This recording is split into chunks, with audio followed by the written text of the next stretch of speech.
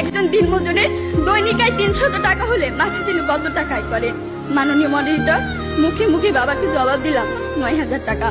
বাবা আমার কাঁধে হাত রাখলেন, চুলের মাঝে হালতো বিল্লি কেটে বললেন, মা রে, তোর এই বাবা হাই স্কুলের শিক্ষক হিসেবে মাসে 8000 টাকা বেতন পায়। আমি কোনো প্রশ্ন করতে পারিনি বাবাকে। লজ্জায় বাবার মাথাটা নিচু হয়েছিল।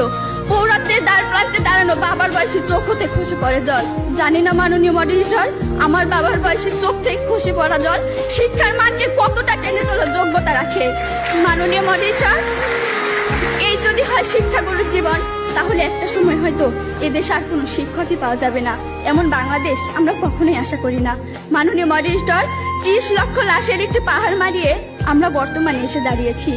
2 লক্ষ মায়ের স্নেহের আঁচলে সাজিয়েছি দেশ।